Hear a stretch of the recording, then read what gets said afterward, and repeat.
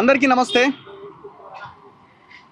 ఖమ్మం భూ బాధితుల కోసం తుమ్మల నాగేశ్వరరావు, పొంగులేటి శ్రీనివాసరెడ్డి, రేవంత్ రెడ్డి వీళ్ళ అరాచకానికి బలైపోయిన ఖమ్మం జిల్లాలో ఉన్న అణగారిన పేద బలహీన వర్గాల ఆ బాధితుల కోసం మేము ఈ అంశాన్ని మరింత ముందుకు తీసుకెళ్లడంలో భాగంగా అసలు ఇది భూదాన్ భూమి, ఈ భూదాన్ భూమి 31 ఎకరాలుగా చూపించే కుట్ర జరుగుతున్నది. ఇది 31 ఎకరాలు కాదు, 62 ఎకరాల 7 గుంటలు అని మేము పహానీలతో సహా ప్రభుత్వం ముందు పెట్టే ప్రయత్నం చేస్తున్నాం. 1954 కాస్రా పహానీలు ఇవన్నీ కూడా చాలా క్లియర్గా ఉన్నది.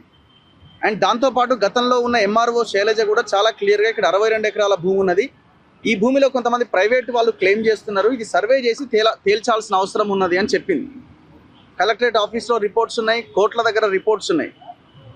ఇది ఒక భాగం. అయితే 62 ఎకరాల భూమిలో కేవలం 31 ఎకరాలే భూదాన్ ల్యాండ్ అని చెప్పి ఆ భూదాన్ ల్యాండ్ 250 కోట్లు మేము కాపాడినామని పేదవాళ్ళ ఇండ్లు కూలగొట్టి, కట్టుకున్న ఇండ్లను కూలగొట్టి, ఇంత భయంకరమైన అరాచకానికి ఈ ముగ్గురు మంత్రులు, రేవంత్ రెడ్డి అండ్ అక్కడ ఉన్న కలెక్టర్ అనుదీప్ వీళ్ళంతా కలిసి ప్రయత్నం చేశారు, సక్సెస్ అయ్యారు. ఇప్పుడు మేము ఈ ఇష్యూని బలంగా ముందుకు తీసుకెళ్తున్న క్రమంలో ఇంకొక దగ్గర 10 ఎకరాలు కేటాయిస్తాం, అక్కడ ఇండ్లు కట్టిస్తాం, 5 లక్షలు ఇస్తాం, ఇంకా కాంపన్సేషన్ ఇస్తాం, ఎవరైతే మీరు కొంతమందికి డబ్బులు ఇచ్చినామంటున్నారో అవి కూడా మేమే ఇస్తామని చెప్తున్నారు. మరి ఇంత ఇంట్రెస్ట్ ఎట్లొచ్చింది మీకు సడన్గా? అసలు ఆ భూదాన్ ల్యాండ్ ఎంత, మిగతా 30 ఎకరాలు ఎందుకు సైడ్ చేస్తున్నారు? ఇట్లా తెలంగాణలో కబ్జాకు గురవుతున్న భూదాన్ భూములు ఎన్ని? ఇవన్నీ మాట్లాడాల్సిన అవసరం ఉంది. మేము ప్రస్తుతము నేను, పృథ్వీరాజ్ గారు అండ్ కాళోజీ శ్రీనివాస్ గారు, మిగతా మీడియా ఛానల్స్ అన్నీ కూడా ఎవరెవరమైతే ఆ ఖమ్మం భూముల కోసం కొట్లాడిన G8 కానీ, ఇంకా ప్లస్ టీవీ కానీ, V5 కానీ, ఇట్లా ఈ ఛానల్స్ అన్నీ కూడా మేము ఇప్పుడు ఎక్కడికి వచ్చినామంటే భూదాన్ యజ్ఞ బోర్డు ఎక్కడైతే ఉందో ఆ ప్రాంతానికి వచ్చినాం. ఈ భూదాన్ యజ్ఞ బోర్డు ఎక్కడున్నది? ఇక్కడ నా వెనకాల కనిపిస్తున్నది మీకు గాంధీ భవన్. గాంధీ భవన్, ఈ గాంధీ భవన్ వెనకాల ఈ భూదాన్ యజ్ఞ బోర్డు ఉన్నది. ఈ బోర్డుని రద్దు చేసిరు ఎప్పుడు 2 ఏళ్ల కింద రద్దు చేసిరు. 2 ఏళ్ల కింద రద్దు చేసే కంటే ముందే భూదాన్ యజ్ఞ బోర్డు నుంచి ఈ కీలకమైన డాక్యుమెంట్స్ అన్ని CCLAకి తరలించారు. ఇప్పుడు CCLA అథారిటీగా ఉన్నది. ఆ CCLAకి తరలించే క్రమంలో ఈ వీటికి సంబంధించిన డేటా మొత్తం లేపేసారు. ఇది BRS గవర్నమెంట్లో జరిగింది. మరి ఇప్పుడు ఏం జరుగుతున్నది? అదే భూదాన్ మాఫియా ఇప్పుడు కూడా రాజ్యం వెళ్తున్నది.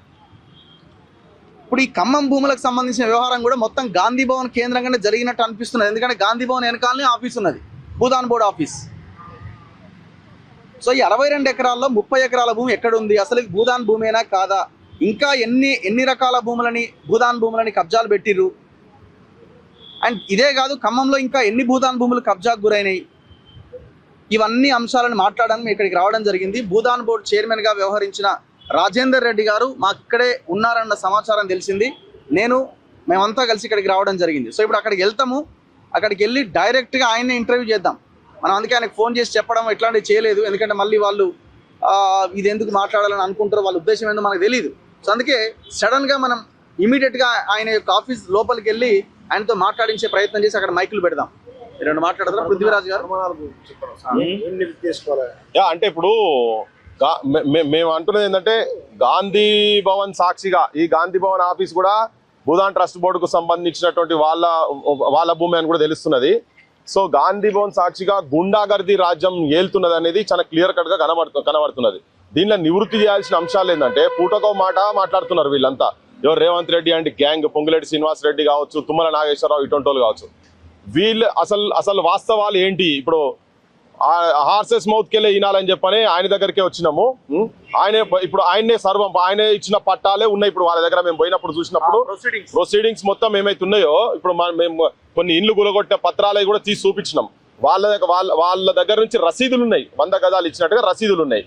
వీళ్ళు ఏమంటారు? కాదంటారు. ఇప్పుడు నిన్న పొంగిలేటి కూర్చొని ఏమంటారు? 725 26 మంది ఒరిజినల్ వాళ్ళు ఉన్నారు, వాళ్ళకి ఇండ్లు ఇస్తామన్నారు. మరి ఒరిజినల్ ఉన్నారని నీకు ఇప్పుడు అంటున్నావు కదా, ఉన్నప్పుడు నువ్వు ఎట్లా కూలగొట్టినావు?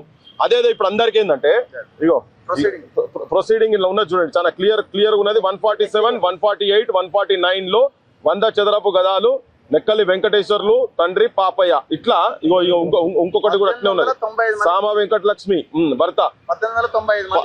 మొత్తం టోటల్ 1895 మందికి ఇట్లా ఇవి ఉన్నాయి. ఇవన్నీ ఇక్కడ సంతకం ఈయనదే, రాజేందర్ రెడ్డి గారి సంతకం ఇది. సో ఆయన దగ్గరికే వస్తున్నాం మనం. ఏమంటుందంటే సిసిఎల్ ఆర్డర్ ని బేస్ చేసుకుని కలెక్టర్ కూలగొట్టిండు. అండ్ హైకోర్టు అంటున్నా, హైకోర్టు కాదు. సిసిఎల్ ఆర్డర్ లో ఏముందంటే 2019 కి ముందు మేము ఏ ప్రొసీడింగ్స్ ఇవ్వలేదని భూదాన్ బోర్డు చెప్పినట్టు అందులో రాసింది. మరి ఇప్పుడు ఆయన సంతకం అడగాలి. ఇప్పుడు పెడతాం, ఇప్పుడు పోయి అడుగుతాం. ఇప్పుడు ఇది క్లియర్ కట్ గా అంటే ఉట్టి నార్మల్ గా మాట్లాడితే బరాబర్ కాగితాలన్నీ మేము ఇచ్చిన కాగితాలే అని చెప్పని అనఫిషియల్ గా ఆల్రెడీ చెప్పి ఉన్నాడు మాతో. నేను మాట్లాడిన తనతో రాజేంద్ర రెడ్డి గారితో మాట్లాడినా. ఇప్పుడు డైరెక్ట్ ఇప్పుడు పోయి వచ్చేదైతే తనకు తెలియదు కానీ పోగానే కూర్చోబెట్టి ఇప్పుడు అడిగేది ఉన్నది. ఇప్పుడు ఏంటంటే ఈ దొంగలు అసలు దీన్ని కూలగొట్టి మిగతా 31 ఎకరాలు దాన్ని స్వాహా చేసి దీన్ని స్వాహా చేసి మొత్తం 64 ఎకరాలు కథం పట్టియాలని చెప్పని ఒక పెద్ద కుట్ర ఉన్నది దీని వెనకాల. దీనికి మళ్ళీ రాహుల్ గాంధీకి పోయేటువంటి 1000 కోట్ల దానిలో ఎంత ధనం ఉన్నది ఏందనేది దీని ఆథెంటిసిటీ ఒకటి, ఇవి వాస్తవంగా పేదలకు ఇచ్చిన భూములా కాదా అనేది తన దగ్గర నుంచి తెలుస్తుంది. ఈ రసీదులో ఉన్న సంతకం తనదా కాదా అనేది కూడా తెలుస్తుంది వాళ్ళ దగ్గర తీసుకున్న. ఇంకోటి ఏంటంటే చాలా మేము 2 లక్షలు 3 లక్షలు మధ్య దళారులు పైసలు తీసుకున్నారని చెప్పని వాళ్ళు బుకాయిస్తున్నారు. మంత్రి వీళ్ళందరూ బుకాయిస్తున్నారు.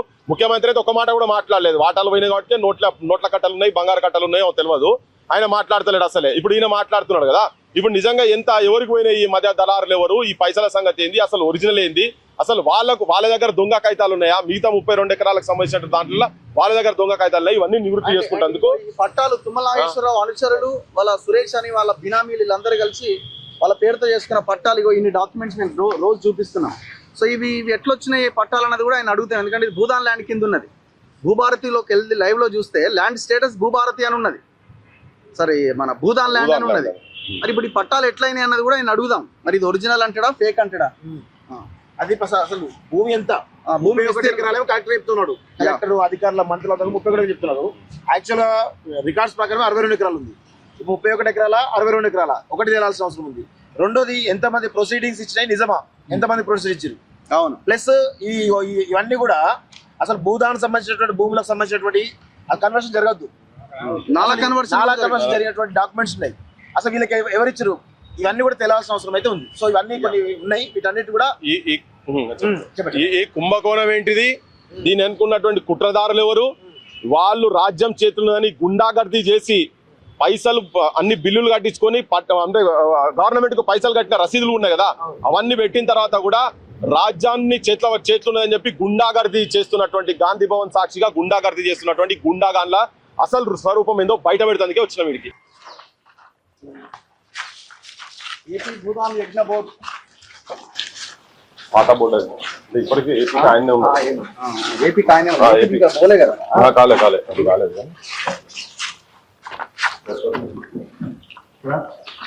ఒకసారి ఇది యాక్చువల్ గా వినోబాబావి దాదాపు లక్షల ఎకరాల భూమిని సేకరించింది. గాంధీజీ ఆశయాలని ఆయన నిర్మాణం చేసింది. సో ముందుకు తీసుకెళ్లే ప్రయత్నం చేసిండు. సో ఆయన వినోబాబావి